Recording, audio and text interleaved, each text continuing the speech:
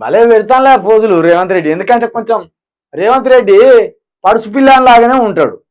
55, 56 సంవత్సరాలు వచ్చినా కూడా కొంత యువకుడి ఆ లుక్ కనబడుతుంది. దానివల్ల రేవంత్ రెడ్డి కూడా అట్లనే మెయింటైన్ చేస్తాడు. కాబట్టి ఇక పోజులు కూడా ఆయనకు తగ్గట్టే పెడతాను. పేపర్లలో కూడా గిట్లా పెడతారు. సినిమా స్టిల్ అదేమన్నా. ఇక లిక్కర్ ఆదాయం పెరగాలి, పెంచుర్రి. లిక్కర్ ఆదాయం పెరగాలంటే ఇంటింటికి పోయి గౌరవాలు పెట్టి ఎవరు ఉంటే వాళ్ళ నోట్ల గౌరవం పెట్టి పోయిర్రి. ఇక ఇంకో పని కూడా చేయర్రి. ఇక గత ప్రభుత్వం మొగోళ్ళ కోసమే పెట్టింది కదా బెల్ట్ షాపులు. ఇప్పుడు లేడీస్ కూడా బెల్ట్ షాపులు పెట్టుర్రు.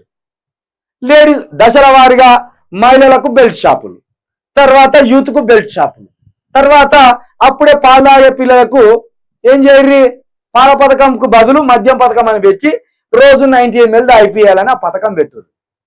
ఆదాయం పెంచాలి. ఏమన్నారు ఇప్పుడు ఈయన మన రేవంత్ రెడ్డి గారి పార్టీలో ఉన్నవాడు మల్లిగాడు ఏమన్నాడు, తాగుబోతాడని చేసిండు కేసీఆర్ స్వయంగా తాగుబోతాడు కాబట్టి తాగుబోతాడని చేసిండు. రాష్ట్రం మొత్తం తాగిపారేసిన సీసల మీద నడుస్తుంది. వారి ఇప్పుడు కళ్ళు కనబడతానయా, కళ్ళని ఎవడన్నా ఎత్తుకపోయిందా, లేదా నోటికైనా జిట్టలు పుట్టినా. ఇప్పుడు ఇవాళ ఈ వార్త ఎట్లా చదువుతారో మల్లిగాడు చూడు. ఇక్కడికి రాగానే ఏం చేస్తా అంటే ఇక అవసరమైతే దీన్ని ఏం చెప్తాను అంటే ఇట్లా చూడనట్టు ఇట్లా పైకి అంటాడు వెంటనే అనుకోని కింద ఎక్కడున్నది మా బాబు కేసీఆర్ది అని చూసింది అరే కేసీఆర్ ఇది. వారి నీకేం చేయాలంటే రేవంత్ రెడ్డి గారు ఒక పని చేయర్రి, మీరు మల్లిగానికి ఒక 4 కోతులు కొనియ్యి. 4 కోతులు కొనిచ్చి ఈ మధ్య కోతుల ఆటలు ఆడిపించేటోళ్ళు వత్తలేరు గ్రామాలలో.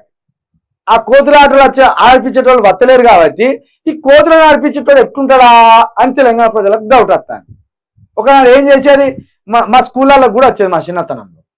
మధ్యాహ్నం పూట 2-3 గంటలకు లంచ్ పీరియడ్ అయిపోయాక కోతులు ఆడిపించడానికి వచ్చిన వాళ్ళు సర్కారు వాళ్ళు. అంటే వాళ్ళు అదే అంటారు సర్కాస్ ఆడిపించేటోళ్ళు. అంటే ఇటు కూర్చొని నీ మొగడి దగ్గరికి పట్టుకపో గిన్నె అనగానే ఆ కోతి పట్టుకొని ఉరుకుతుంది ఒకరి దగ్గరికి.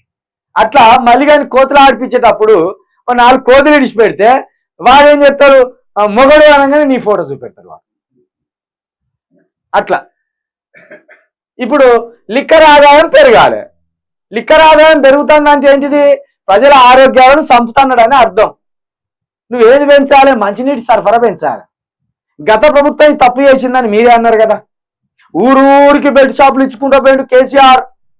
మేము మాత్రం స్వచ్ఛమైన పాలను పోసుకుంటూ పోతాం ఉచితంగా అన్నారు కదా. మరి ఏది ఏమే ఎక్కడా తెలివి, మళ్ళీ నువ్వు కూడా గదే లిక్కర్ షాపులు పెంచుర్రు అని చెప్తావు కదా. ఏం చేస్తామే, దొంగలు కలిసి ఊర్లు పంచుకున్నట్టు ఒకరు పోయినాక కూడా వచ్చి ప్రజలను చంపుతామని ఎందుర్రా బాబు ఇది, సిగ్గు అనిపిస్తలేదు అజ్జరా. మీరు పాలకులా నా వంచకులా? మీరు కేసీఆర్ కంటే మంచి చేయాలి కానీ కేసీఆర్ కంటే అద్మానం చేస్తారా? ఇంకా కేసీఆర్ నయం ఇంకా మీకంటే.